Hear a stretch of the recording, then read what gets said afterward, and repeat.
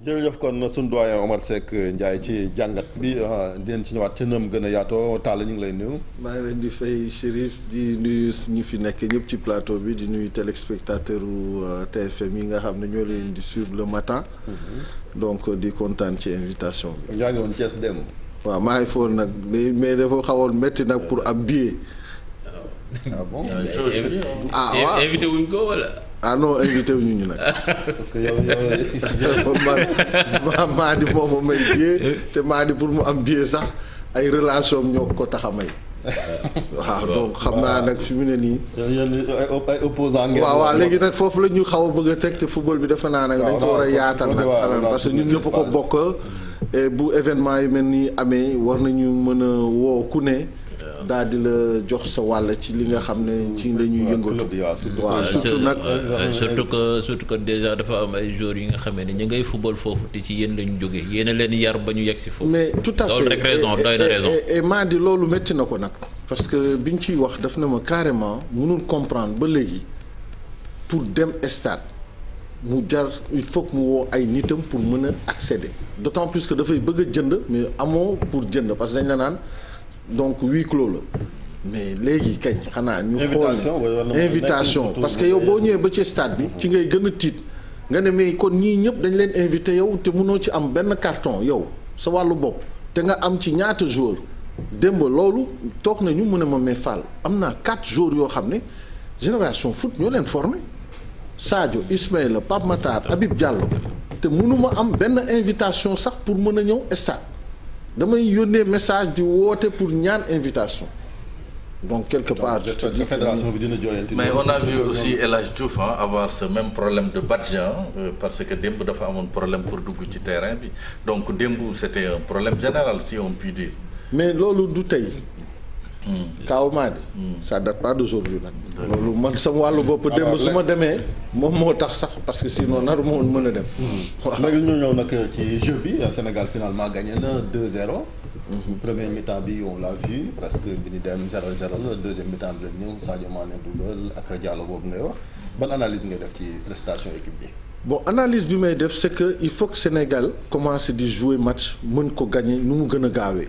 parce que avec le groupe qu'on a avec le potentiel qu'on a bu fekkee ne ba léegi dañuy jouer mu des ci première mi-temps mënuñu def la différence il faut que Sadio Mané jël initiative jël ay responsabilités statut star li nga xam ne moom la am tey pour mën a décanter la situation parce que dans le jeu c'est vrai qu'on a peiné on a gagné c'est vrai il fallait prendre les 3 points mais on a vraiment peiné parce que en deuxième mi-temps ci ngay gis ne après ci la ñu commencé sax di am ay yenn occasions yi mais il y a eu beaucoup d'habité rey ñu match bi et ça c'est pas bon parce que quand tu regardes ce qui se passe plus tard dans les autres matchs da ngay xool ne quand même ñun war nañu mën a jël ay initiative match à domicile jël ko à bras le corps concentré wu parce que pour moi manque de concentration moo ëppoon dans le jeu parce qu'il y a eu beaucoup de déchets beaucoup de pertes de ballon surtout dans le dernier tiers moment boo xam ne foofu ci ngay mën a ñëw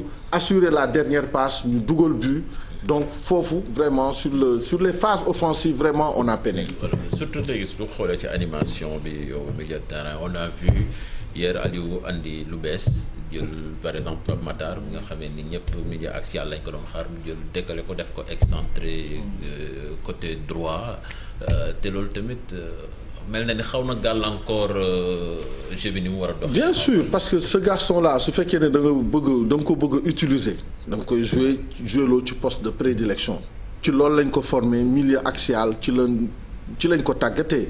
ci la ko ñëpp découvrir aussi tamit bi muy ñëw Génération Foot nekk xale bu ndaw. ci lay football clubam. ci lay football clubam ba tey Tottenham mën a nangu ne dinañ ci def autant de millions. donc ku mel noonu boo koy joué loo ci premier match à domicile même si da nga bëgg a booster xale bi c'est à Thiès que ça se joue c'est chez lui et donc il vient de signer. du la amal benn njëriñ. parce que physiquement il n'est pas prêt. surtout que ci yaa ngi am Sadio Mané am Ismaïla Sarr. donc li ci ëpp solo mooy que boo koy bëgg a lancer may ko chance am da nga koy jouer loo ci poste bi nga xam ne. muy attaquer ba pare mën a défendre dellu siwaat dans le milieu di défendre sur son latéral. renforcer milieu terrain bi loolu day fekk nga am yenn capacité physique yi mais ku xam Pape Matar xool profilam xool ni mu mel su fekkee ne da nga ko bëgg a jouer loolu vraiment da nga koy sonal. parce que man Talla sincèrement doguma la mais pour man Pape Matar moo yàq matcham parce qu'il s'est trop reposé sur son talent. bu demee Tottenham il va falloir mu adapté wu ci poste bi ñu ko jëloo démb quelque part aussi c'est aux joueurs de hisser leur niveau. à hauteur des attentes. Pape Matar ñëpp xam nañ talent am. voilà il a quand même benn technique boo xam ne bu ko mën a may mu évoluer à ce poste là mais pour man dafa am ay manque de concentration yu mu def. absolument am na benn action bu mu def par exemple éliminer défenseur bi mais dóor poto bi point dóor bal bi point de corner. pour man c'est des trucs de manque de concentration pour de petits détails ci lay mais c'est parce qu'il s'est reposé trop sur son talent il était trop suffisant ci terrain bi après ça s'est payé cash. mais pour man dafa am adversaire également bi ñu jël en compte te loolu également gestion du football bi moo ko waral gestion de manière générale parce que lu tax ñu football 16 heures c'est parce que dañ fi mosoon jouer courant coupé moo ñu yóbbee jouer 16 heures mais ñëpp xam nañ ni les Lions bu ñu leen joueloo 16 heures ñi ngi leen di sonal on a vu tey que ni Cheikhou Kouyaté dañ ko mujjee évacuer à l'hôpital après match bi parce qu'il a eu une débauche d'énergie peut-être bu ëpp mais quelque part loolu aussi est-ce que jarul ñu ci bàyyi xel ci tàngaay beeg yooyu yëpp tàngaay bi day fekk aussi tamit ñu homologuer terrain bi parce que homologation bi c'est provisoire c'est jusqu'au mois de décembre donc réception bi ñu def nii c'est une réception provisoire par rapport à la lumière du stade. dinañ la programmer ci Cameroun ay match à cette heure là parce que et tout donc mu nekk côté droit ça ne le gêne pas trop parce que Kalidou loolu du problème am mais man mon problème mooy au niveau de l'animation offensive parce que tey Sadio Mané pour mu gën a mën a briller il faut que mu am ñoo xam ne à partir du milieu de terrain l'animation offensive daf lay wóor ne. Il y a une préoccupation en régie, c'est votre ancien collègue là Ismaïla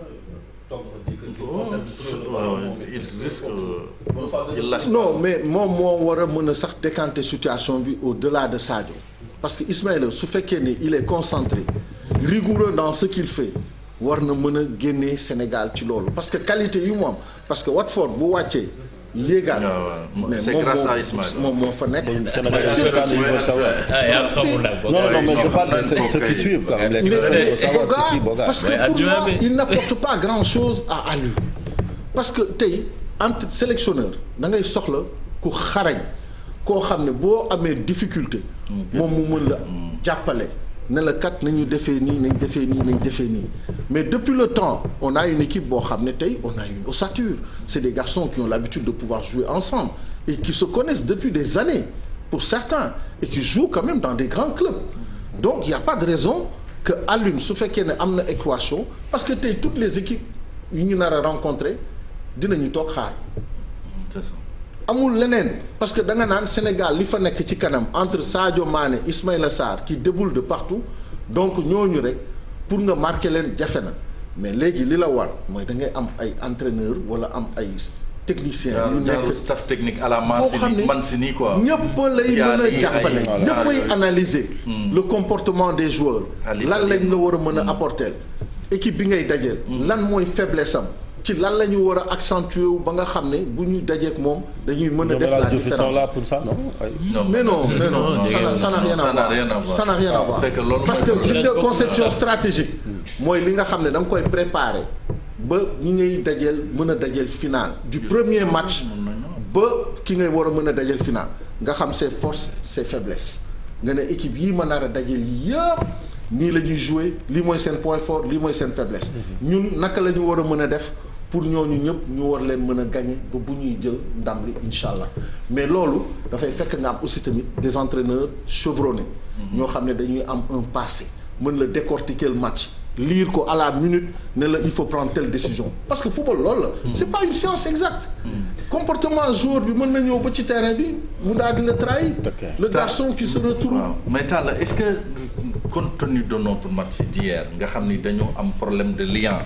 est-ce que quelque part mën nañu accélérer le dossier Sofiane Diop bi nekk Monaco nga xam ni son père est sénégalais quelque part aussi luñ ciy xaar du ci ay affaire joueur rek kese parce que mën nañ dajale boo yooyu yëpp et que bu ñu ñëwee est-ce qu'ils pourront pas jouer, est-ce qu'ils pourront jouer s'épanouir ensemble. mais loolu aussi. xam nga autant de qualité tey te taxul aussi tamit bu ñu ñëwee ils vont pas pouvoir s'accorder parce que loolu. le problème kay c'est le coach.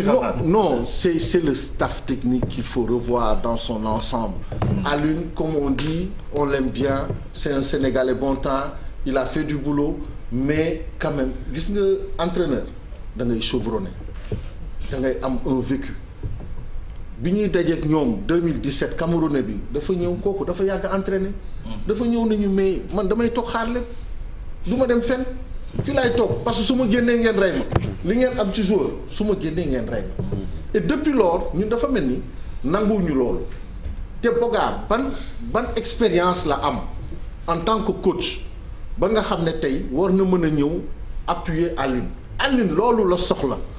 koo xam ne tey dafay doon ñoo xam ne dañuy yàgg ci coaching nekk ci ay 15 ans. 20 ans loolu moo ko war a wuti su ko wutul c'est lui qui de toute façon qui va rendre compte. c'est pas Bogar on n'a pas recruté Bogar. pourquoi pas ñun suñu dirigeants yi ñëw na ko mais ñun dañu bëgg léegi ku expérimenté jàppale la. mais je pense est-ce qu'après coupe du monde bi deful woon demande bi sax ci kii am je pense que pour le faire constat staff bi tout ça. mais là ça c'est la fédération aussi. mais ñoom ñoo war a mën a jël loolu dossier boobu ne ko mais parce que waa ji aussi tamit entraîneur da ngay am vécu. ci banc dañu waxante dëgg. mais léegi am na ko quand même parce que 2005 depuis 2005 il est là. mais xam nga au quotidien ki nga xam ne day liggéey au quotidien ak ki nga xam ne période bi ngay liggéey xoolal Alioune kañ la disposer de ces jours. dimanche. après nga ñëw ne da ngay war a defar équipe noonu ci noonu mais loolu de boo amulee yenn entraîneur yu am yenn expérience ci àdduna mais ñoo la mën a jàppale. ci loolu di ko préparer ci ñooñu dañ koy préparer à l'avance di xool comportement joueurs yi pendant leur match en championnat ba moment bi ñuy ñëw ñu ne la kat bu sauf blessure sauf catastrophe choix bi la ñu war a mën a gën a def léegi équipe bi ñuy dajeel nañ ko préparer nii parce que ñii ak lii mooy seen force lii mooy seen faiblesse lii la ñu nar a def donc ñun ñu préparer wu en conséquence mais quand tu viens tu te dis que ne Pape Matar dama koy nar a jouer loo côté boobu ba pare bëgg mu animer la mais dafay metti parce que il s'est jamais préparé à ça. Je pense que c'est important Aliou bokk na ci rare coach yi nga xamante ni mësuñu leen gis ñuy coacher au jour le jour moom équipe nationale la commencé ci booy ñëw ci équipe nationale te ay campagne te entraîneur nag daf ci baax quand même koo xamee ne da ngay coach quotidien dafa bokk ci lépp ci 2015 ba léegi maanaam juróom-benn. mais ay campagne kese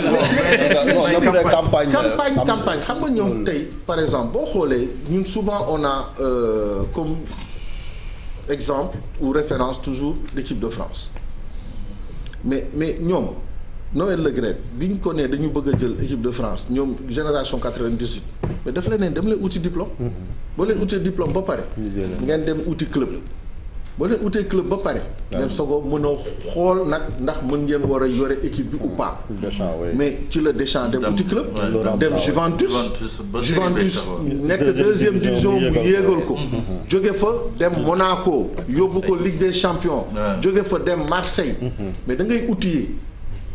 da ngay mën a vivre pression xam lan mooy stress au quotidien préparation équipe préparation entraînement tous les jours après chaque match war nga mën a def sa débrief xool li la manqué ci match bi lan la nga koy def pendant des années mais loolu boo ñëwee équipe nationale nga daf lay wóor ne tey gérer joueur gérer groupe même bu dee sélection boo xam ne parce que équipe nationale sélection la boo xam ne parfois xoolal li ko dal ci match contre Togo c'est sur 2 jours 3 jours nga war a defar sa équipe mais loolu il faut nga am nag ñu la jàppale parce que absence Omar Daf moi je l'avais souligné depuis le temps bi mu koy non du benn Lamine Diatta staff Omar Daf dafa jàngi métier entraîneur du rek nekk ancien dafa jàngi métier bi moo tax moom moo doon ñëw di ko ci jàppale bi Omar Daf di dem mais on n'a pas pensé à le remplacer ba tey kenn remplacer wul Omar te Omar dafa doon apporter à lui parce qu'ils se connaissaient ils étaient complices xam na le travail au quotidien moom préparation entraînement match qu'est-ce qu'il faut changer rapidement on est en difficulté. Le coach de Teungueth FC mooy il pourra jouer ce rôle Dabo mais encore faudrait-il que ñu jël ko. dugal ko. parce que bu fekkee ne yow léegi da ngay exiger club yi. entraîneur yi nga ne leen. il faut faire un choix. entre l'équipe nationale et le club. mais ñoom lu tax du ñu def ñoom it choix les dirigeants. parce que attends. parce que yow yaa ngi naan demal. ne da ngay soit da ngay jël Teungueth wala nga jël équipe nationale. mais léegi ñoom ñu nekk dirigeant nañ jël club wala équipe nationale. daal na débat bi dina ko ne malheureusement wax bi jot na yàlla réunion qui nous attend de l'autre côté ñu ngi sant ñëpp di la gërëm donc ñu ngi lay gërëm bu baax Talla donc xam naa la ni nga ñëwaat ak Diawo ci sport de la ñu ngeen jàngal bu boobaa sax fekk ñu jël coupe d'Afrique surtout afro basket bi duñ fi waxu football ñu wax basket bi waaw parce que foofu tamit on suit de très près quand même ce qui se passe à Kigali avec l'équipe nationale du basket war a jouer demi-finale am inshallah samedi lay doon ñu ngi leen di ñaanal ñoom yàlla may leen ndam bu baax a baax doyen Omar Seck ñu ngi leen di sant yow tam di la gërëm ci teewaay bi guddee nañ la woo démb mais teew nga Mor jërëjëf ba suba incha allah jërëjëf également Diaw mbokk yi kon ñu ngi leen di sant di leen gërëm bàyyi leen ak programme télévision Futurs Médias jërë ngeen jëf